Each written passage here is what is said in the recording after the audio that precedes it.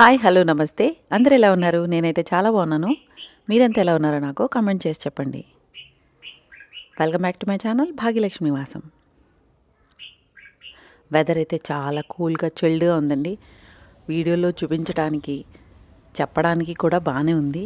But అస్సలు నిజంగా ఎంత భయంకరంగా ఉందంటే ఇంట్లో 5 to 18 degrees మధ్యలో ఉంటుంది. అంటే ఇంట్లో టెంపరేచర్, బయట టెంపరేచర్ కూడా మినిమం అంతే ఉంది. బయట లోయెస్ట్ ఏమో 5, 6 అలా ఉంది. పగలైతే కనుక 21, 22 అలా చూపిస్తుంది టెంపరేచరు. చాలా చలిగా ఉంది. అసలు ఏదైనా పని చేయాలన్నా కానీ చేయాలి అని అనుకుంటూ లేవాల్సి వస్తుంది. అందులోనూ కిచెన్ పని అంటే మెయిన్ మ్యాక్సిమం నీళ్ళతోనే ఉంటుంది కదా. నీళ్ళ పని అయితే కనుక చలిలో అసలు ఎంతసేపు గీజర్లో నీళ్లు పెట్టుకుని వేడి నీళ్ళు పెట్టుకుని చేయాలన్నా కానీ కష్టమే కదా. అయినా అలాగే మేనేజ్ చేయాల్సి వస్తుంది. 2 రోజుల నుంచి అయితే సరిగ్గా ఏం క్లీనింగ్ అది చేయలేదు నేను. సో సరేలే డీప్ క్లీనింగ్ స్టవ్ చేద్దామని చెప్పి ఈరోజు స్టార్ట్ చేశాను. అలాగా స్టవ్ డీప్ క్లీనింగ్ అయితే రెగ్యులర్గా చేయనండి. నేను మంత్లీ ఒకసారి మాత్రమే చేస్తాను. నార్మల్గా తుడిచేసేది నీళ్లు స్ప్రే చేసేసి దాని మీద వెట్ పైప్తో తుడిచేసిన తర్వాత మళ్ళీ ఒకసారి డ్రైగా తుడిచేసుకుంటే సరిపోతుంది.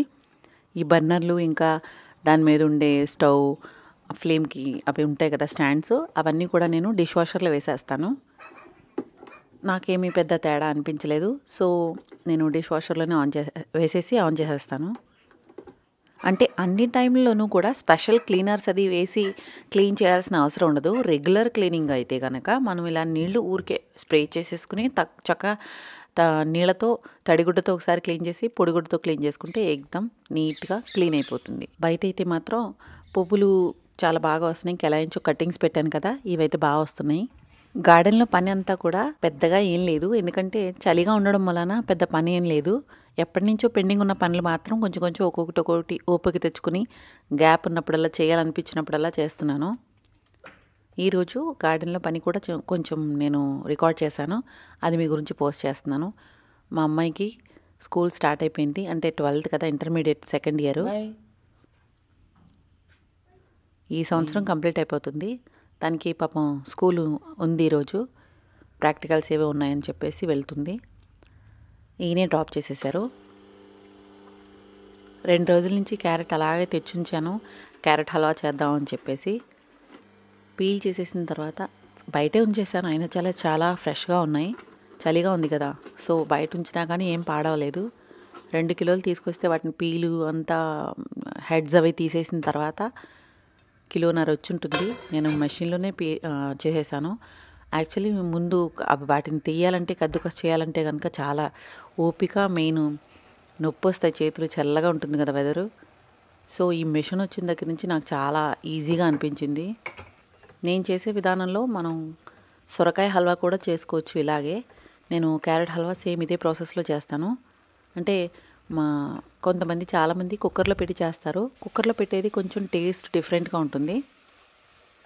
బట్ ఇలా డైరెక్ట్గా మనం ఫ్లేమ్ మీద పెట్టేసి బాగా డ్రై అయిపోయిన తర్వాత నెక్స్ట్ గీ యాడ్ చేసి దాంతో మళ్ళీ ఫ్రై చేసిన తర్వాత పాలు యాడ్ చేసుకుని దాన్ని మళ్ళీ కుక్ అయిపోయిన తర్వాత డ్రై అయిన తర్వాత పంచదార యాడ్ చేసి అంతే, తర్వాత దింపేయచ్చు.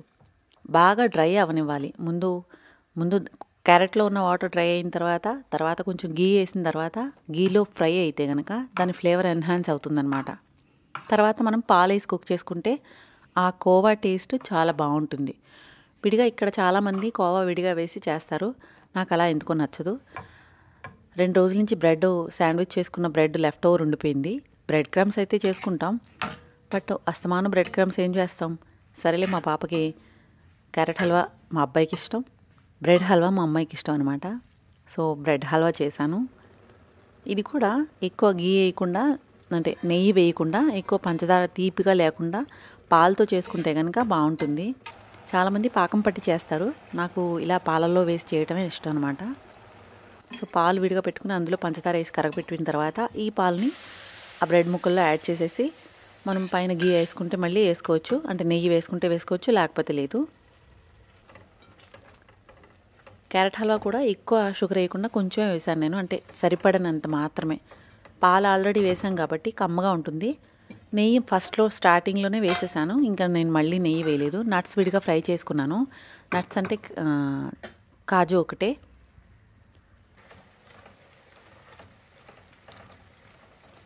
వాటిని కూడా ఫ్రై అయిపోయిన తర్వాత ముందు కొంచెం ముందు వేసేసి తర్వాత పైన కావాలంటే గార్నిష్ కూడా చేసుకోవచ్చు. ఈ రెండిటిని డిష్ అవుట్ చేసేసి ఒక బాక్స్లో పెట్టేసి ఫ్రిడ్జ్లో పెట్టుకోవచ్చు మనం. ఇక్కడ టెంపరేచర్ చల్లగానే ఉంది కాబట్టి నేను డైరెక్ట్గా టేబుల్ మీదే పెట్టేస్తాను ఈ రెండు. ఒక 1 వీక్ వరకు అయితే స్టోర్ చేసుకోవచ్చు ఇలా చేసినవి. బట్ 1 వీక్ వరకు అయితే ఉంటాయేంటి, ఉండవు కదా. 2-3 డేస్లో తినేస్తారు. నేను చేసిన క్వాంటిటీ కూడా తక్కువే.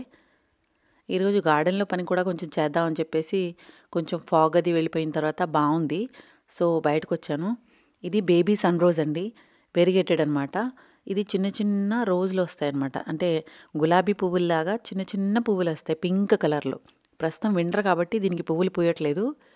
ఇది సమ్మర్లో చాలా బాగా పూస్తుంది అనమాట. అయితే ఇక్కడ నీళ్లు తక్కువ పోయడం వలన ఇది బాగా ఎదుగుతుంది. సో ఇది కట్టింగ్స్ చేసి సమ్మర్కి మళ్ళీ మనం పెట్టుకుంటే కనుక చాలా బాగా వస్తుంది. నేను దీంతోనే 4 మొక్కలు చేశాను. అలాగే ఇదిగో సక్యులెంట్ అనమాట. ఈ సక్యులెంట్ ప్లాంట్ కూడా చాలా బాగా ఎదిగింది. అయితే ఈ సక్యులెంట్ ఈ టైంలో మనం రీపోర్ట్ చేసుకోవచ్చు. రీపోర్ట్ చేసినా కానీ నీళ్ళు ఎక్కువ పోయకుండా జాగ్రత్తగా రీపోర్ట్ చేసుకొనవచ్చు అనమాట. సో ఇది కూడా సరిగ్గా లేదు, షేప్ అవుట్ అయిపోయిందనమాట. సో వీటిని కట్ చేసి మళ్ళీ ఒక చిన్న చిన్న పాట్స్లో పెడితే కనుక నాకు గిఫ్టింగ్ ఇవ్వటానికి పనికొస్తాయి. దీన్ని మళ్ళీ పెంచడానికి కూడా బాగుంటుంది అనేసి నేను మట్టి కూడా ఆల్రెడీ రెడీ చేసిందే ఉంటుంది. ఎందుకంటే మనం కొన్ని మొక్కలు వేస్తాం, అది దాని టైం అయిపోయిన తర్వాత స్పెండ్ అయిపోయిన తర్వాత ఆ మట్టి ఉంటుంది కదా, మట్టి చూడండి ఎంత గుల్లగా ఉందో.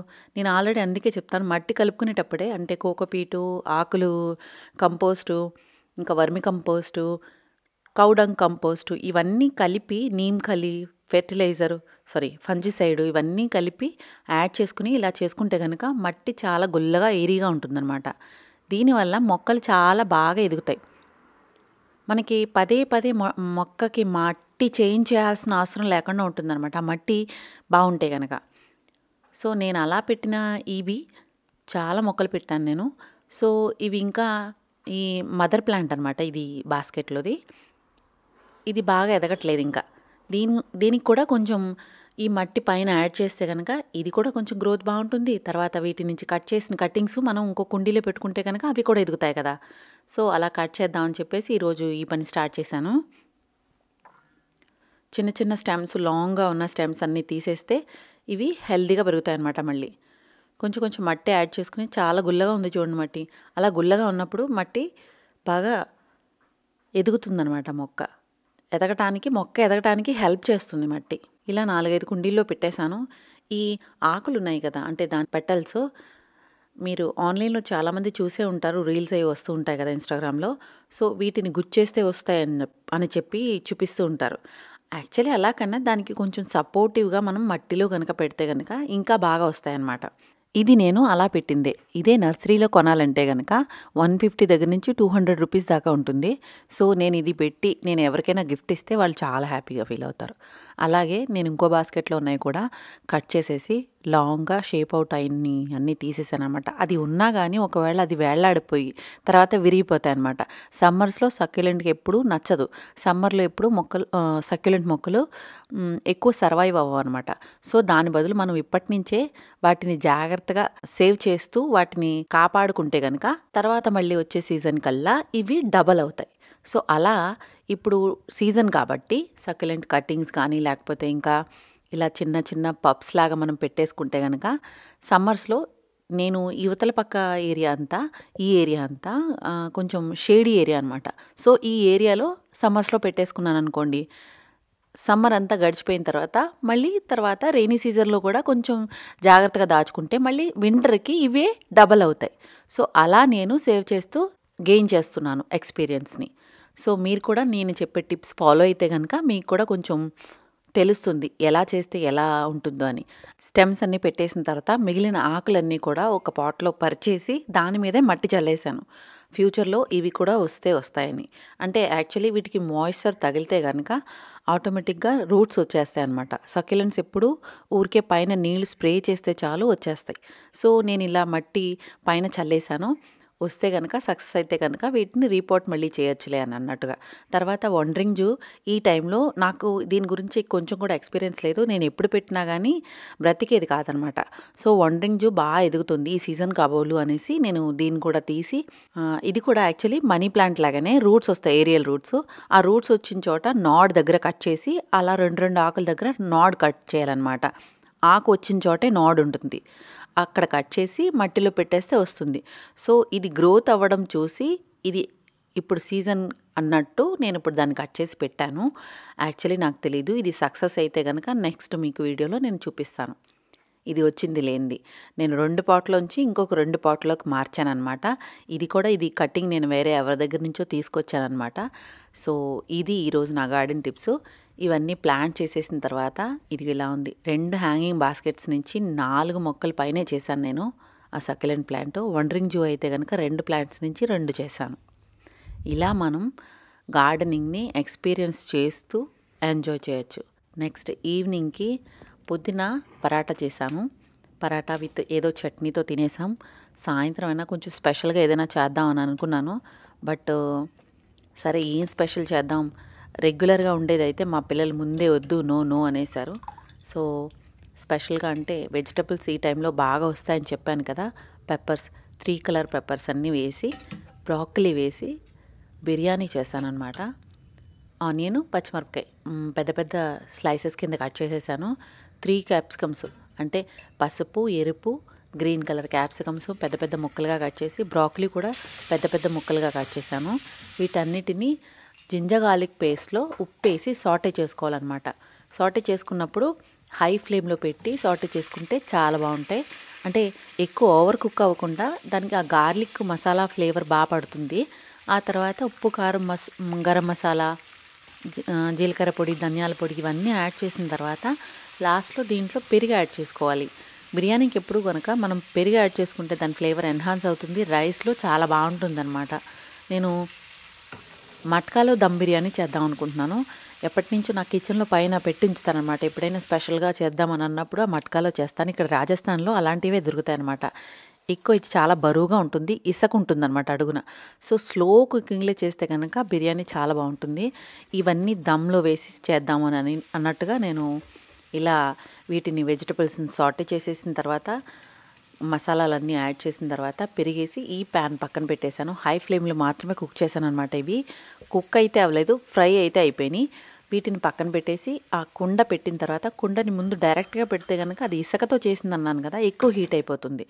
సో దాన్ని డైరెక్ట్గా కాకుండా కింద ఒక ప్రమిది లాంటి మూకుడు ఒకటి ఉంది, అది పెట్టి దాంతో హీట్ చేసిన తర్వాత ఈ రైస్ హాఫ్ బాయిల్ చేశాను అనమాట. ఈ రైస్లో కూడా మనం ఫస్టే 3/4 ఉడకపెట్టుకోవాలి. దాంట్లో కొంచెం ఆయిల్, ఉప్పు, సాబుత్ మసాలా ఉంటాయి కదా, అదే లవంగాలు, దాల్చిన చెక్క, యాలక్కాయ ఇవన్నీ వేసి 3/4 కుక్ చేసుకున్న తర్వాత ఈ రెండింటిని కలిపి కుండలో పరిచేసుకుని తర్వాత దాన్ని తీసి స్లోగా కుక్ చేసుకుంటే కనుక నేను ఈవినింగే చేసేసాను. ఇది 7:30 కల్లా చాలా మంచిగా దమ్ కుక్ అయ్యిందనమాట. వెరీ టేస్టీ, సింపుల్గా ఉంది. ఎక్కువ కాంప్లికేటెడ్గా ఏమీ ఫ్లేవర్స్ వేయలేదు నేను. ధనియా కూడా ఫుల్గా యాడ్ చేశాను. పైన యాక్చువల్లీ కావాలంటే కనుక మనం గోల్డెన్ ఆనియన్స్ ఉంటాయి కదా, అంటే ఫ్రై చేసిన ఆనియన్స్ కూడా వేసుకోవచ్చు. నేను అవేమీ వేయకుండా సింపుల్గా చేశాను. బిర్యానీ మాత్రం సూపర్గా వచ్చింది. పొద్దున చేసిన పరాటా పిండి ఉంది, ఆ పిండితోనే మళ్ళీ పరాటా చేశాను, కావాలంటే తింటారని. ఈ రైస్ కూడా మిక్స్ వెజ్తో సూపర్ ఉందన్నమాట. సో ఇదండి ఈరోజు వీడియో. మీకు నచ్చినట్లయితే కనుక లైక్ చేయండి, షేర్ చేయండి, సబ్స్క్రైబ్ చేసుకోవడం మాత్రం తప్పకుండా మర్చిపోవద్దు. Thank you for watching.